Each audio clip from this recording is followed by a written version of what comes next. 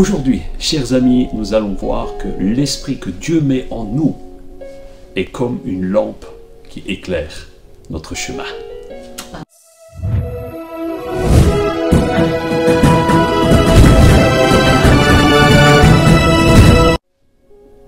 Bienvenue à toutes et à tous. Bienvenue.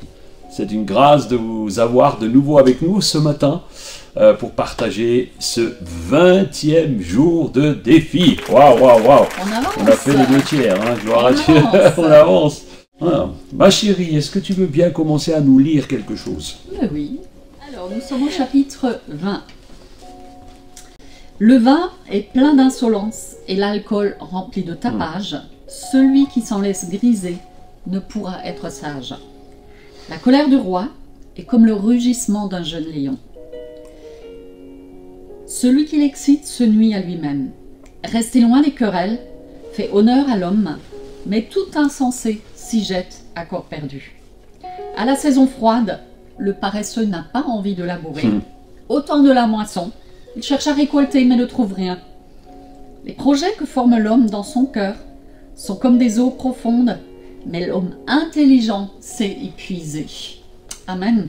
Et oui, il nous est dit que le vin, l'alcool n'est pas une bonne chose.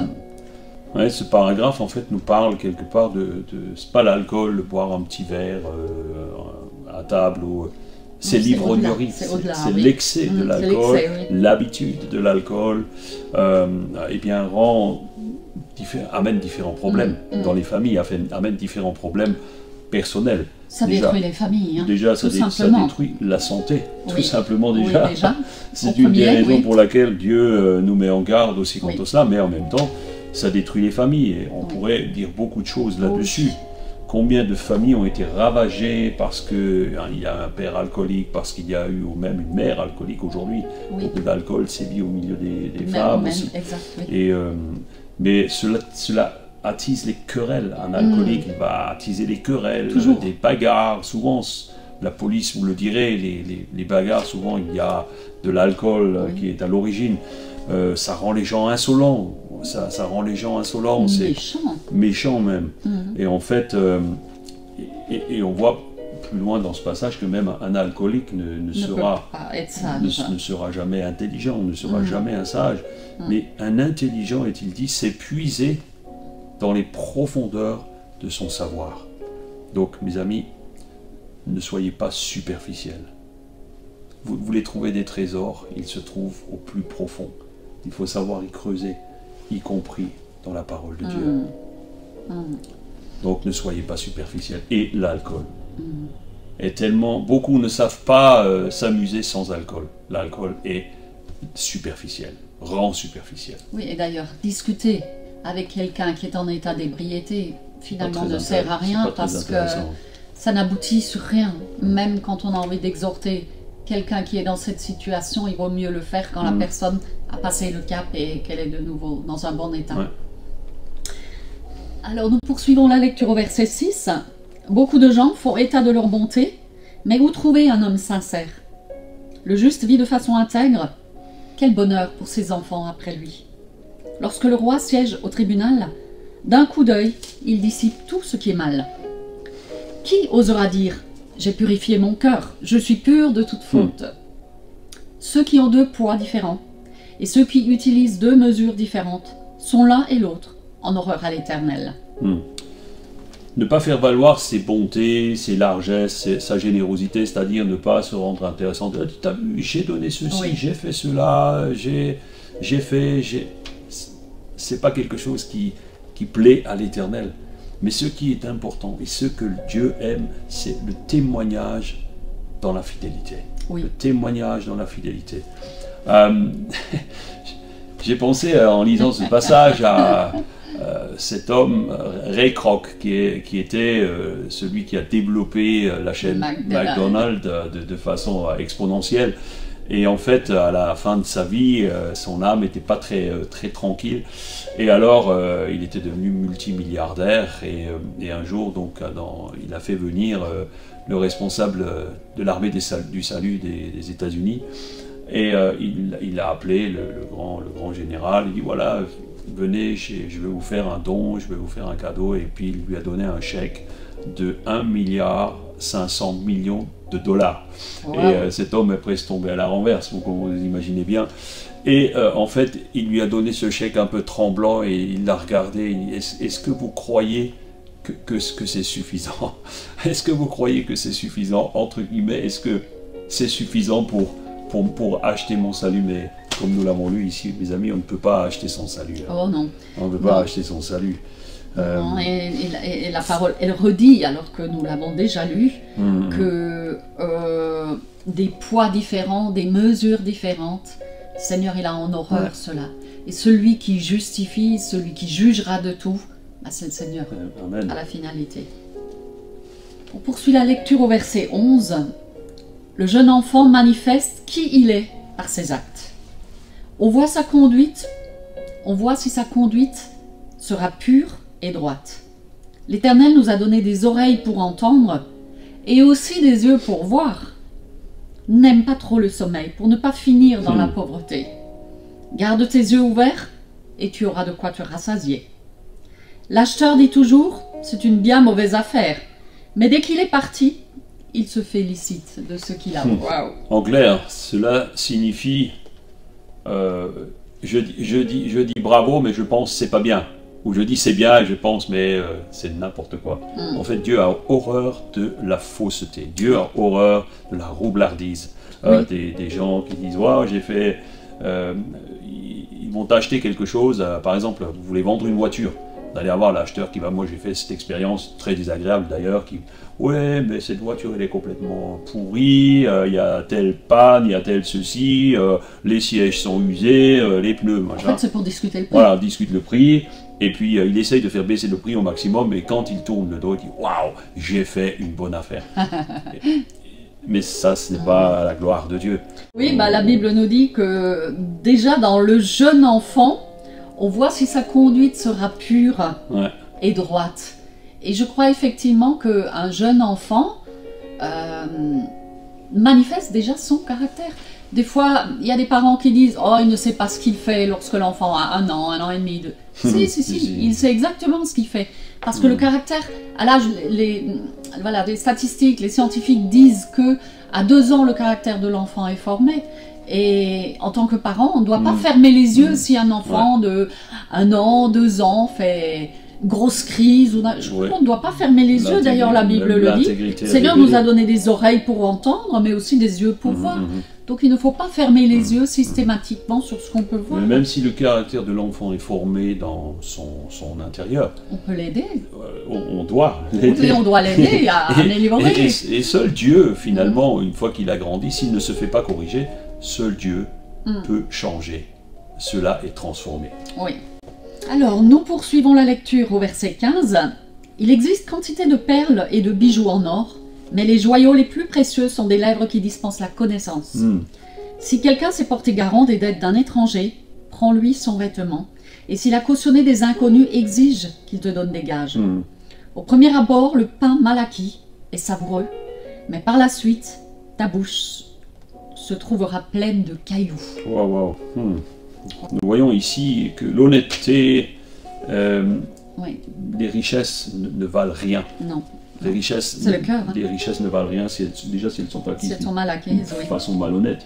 Mais ce que l'Éternel cherchera toujours, c'est ton cœur. C'est notre cœur. Oui. Et nous voulons vraiment être attentifs à cela. Alors nous poursuivons la lecture au verset 18. Lorsque tu fais des projets, prends conseil et ne te lance pas dans une bataille sans une stratégie bien conçue. Celui qui va, colportant des racontars, trahit des secrets. N'aie donc pas de relation avec un bavard. Si quelqu'un maudit son père ou sa mère, sa vie s'éteindra en pleine ténèbres. Il n'y a pas de bénédiction durable sur une propriété acquise d'emblée avec précipitation. Ne dites pas « je me vengerai ». Confie-toi en l'Éternel et il te délivrera. L'Éternel a horreur des poids truqués, les balances faussées, lui déplaise. Si on pourrait dire des tas de choses sur chaque verset, mais nous avions à cœur de sortir de ce paragraphe-là, c'est savoir demander des conseils. Oui. Est extrêmement important. Nous l'avons vécu, nous le vivons encore aujourd'hui, des gens qui sont capables de simplement savoir demander un conseil va les rendre plus forts, va leur donner de l'assurance. Oui, ça va les sécuriser aussi. Moi, quand j'ai besoin de prendre une grande décision, j'aime apprendre des conseils auprès de mes amis qui sont passés par les mêmes chemins, qui ont, si j'ai la chance d'avoir des gens qui ont passé par ces chemins-là, quelle grâce. Et cela contribue clairement à la réussite des projets. Donc n'hésitez pas à demander conseil. Alors nous continuons la lecture au verset 24. C'est l'Éternel qui trace la voie d'un homme. Comment un humain pourrait-il comprendre par quel chemin il passe? Il est dangereux pour l'homme de consacrer précipitamment quelque chose à l'Éternel et de ne se mettre à réfléchir qu'après avoir fait un vœu. Waouh! Un roi sage chasse au loin les méchants et n'hésite pas à les vanner à la roue. L'esprit de l'homme est une lampe que l'Éternel a donnée et qui sonde les profondeurs de l'être. La bonté et la fidélité du roi assurent sa protection. Oui, par sa bonté, il a fermi son trône. La fierté des jeunes gens, c'est leur force, mais l'honneur des vieillards, ce sont leurs cheveux blancs. Les plaies d'une blessure sont comme un remède. Les plaies d'une blessure sont un remède contre le mal, et les coups que l'on reçoit purifient l'être intérieur. Pourquoi la parole nous encourage à ne pas faire précipitamment un vœu à Dieu. Et là, nous avons vraiment besoin d'apprendre. Parce qu'on a vite fait de faire un vœu à Dieu, mais aussi... Un vœu sans réfléchir.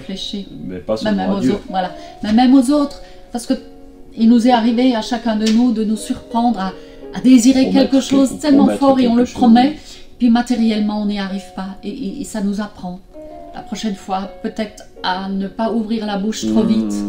Mais pour ne pas faire de faux espoirs aussi. N'oublions pas que c'est le Seigneur qui compte, qui conduit toutes choses. Qui conduit, oui.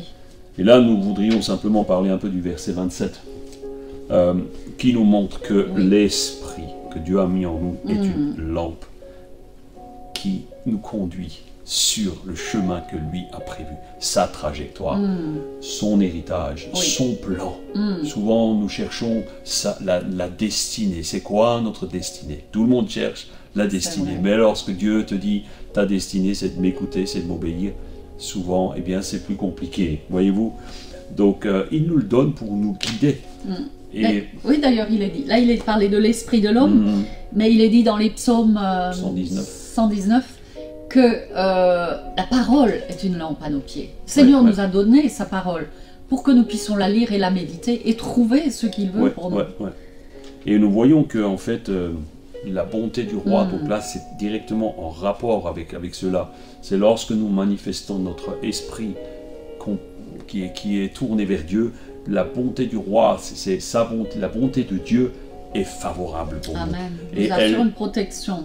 Et elle rend le roi crédible, et elle nous rend crédibles. Et en fait, il y a des rois qui, par exemple, Louis XIV, pour certains, c'était le grand, jusqu'à ce que je comprenne qui était Louis XIV en vrai. On ne va pas refaire l'histoire. Pour moi, je prenais ce roi comme un roi, on l'appelait le roi soleil. Bon, voilà, on pourrait dire beaucoup de choses là-dessus. Mais en fait, il donnait ses faveurs. On appelait ça la cour qui était à Versailles. C'était des centaines de personnes qui étaient là. Et en fait, ces gens étaient juste là parce qu'il leur donnait. Il leur donnait quelque chose qu'ils attendaient. Et son influence achetait à quelque part les gens. Dieu, lui, nous aime de façon inconditionnelle. Il ne donne pas des avantages à certains pour qu'ils l'aiment plus. Non, non. Dieu nous aime de façon inconditionnelle. Amen. Prions un instant. Seigneur, je prie pour chacun aujourd'hui qui est devant son écran, pour nous-mêmes aussi. Développe en nous l'esprit que tu as placé dans notre vie, dans notre cœur, et qui se rapproche de toi. Que vraiment ton esprit se rapproche de notre esprit. Nous voulons aujourd'hui développer cette capacité d'apprendre à développer cet esprit qui nous fait cheminer de façon bonne sur ton chemin. Nous ne voulons pas prendre des voies de travers. Nous voulons marcher dans tes voies. Et c'est vrai, Seigneur, que tu nous donnes ton esprit comme une lampe à nos pieds, parce qu'elle nous éclaire. Elle éclaire notre chemin. Alors j'espère que vous avez été éclairés ce matin par cette parole, par cette lampe. Et on vous dit à demain, on vous souhaite une excellente journée à vous. Bénie dans la joie du Seigneur. Prenez soin de vous. Prenez soin de votre âme. À demain. À bientôt. Bye bye. Ciao.